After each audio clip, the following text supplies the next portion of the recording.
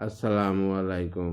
ফাজালে সাদাকাত হইতে পড়ে হযরত ওমর রাদিয়াল্লাহু একবার এক থলিতে 400 দিনার ও স্বর্ণমুদ্রা ভরিলেন এবং গোলামকে বলিলেন, আবু ওবাদা রাদিয়াল্লাহু দিয়া আসো, তিনি নিজের প্রয়োজনে খরচ করিবেন। গোলামকে ইহাও বলিয়া দিলেন যে, তাহাকে দেওয়ার পর সেখানে কোনো কাজে মশগুল হইবেন, যাহাতে তুমি দেখিতে পারো যে তিনি উহা দ্বারা কি করেন। গোলাম তাহার নিকট গেল এবং উহার উক্ত দিনার তার খেদমতে পেশ করিল।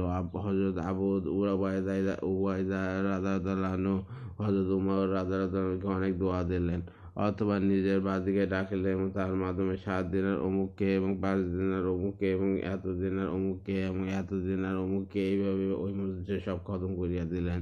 গোলাম ফিরে আসিয়া হযরত উমর রাদিয়াল্লাহু আনহুকে ঘটনা শুনাইলেন। পুনরায় হযরত উমর রাদিয়াল্লাহু আনহু সেই পরিমাণ দিনার গোলামের হাতে হযরত মুআজ রাদিয়াল্লাহু নিকট পাঠাইলেন এবং তখনও ইহা বলিয়া দিলেন যে, তিনি সেখানে কোনো কাজে মশগুল হইবে, যাহাতে দেখিতে পারো যে তিনি কি করেন।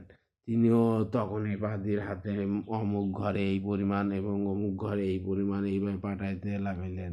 এমন সময় হযরত মুআজ রাদিয়াল্লাহু স্ত্রী আসিলেন এবং বলিলেন, আমিও তো মিসকিন ও অভাবী, কিছু আমাকেও দিন। হযরত মুআজ রাদিয়াল্লাহু থলিটি তার নিকট ফেলিয়া দিলেন। উহাতে মাত্র 2 দিনার অবশিষ্ট ছিল, আর মাত্র সব বন্টন হইয়া গিয়াছিল। গোলাম আসিয়া হযরত উমর রাদিয়াল্লাহু ঘটনা শুনাইল। হযরত উমর রাদিয়াল্লাহু অত্যন্ত খুশি হইলেন, বলিলেন, উহারা সকলেই ভাই ভাই, অর্থাৎ একই ধরনের। তার আল্লাহ।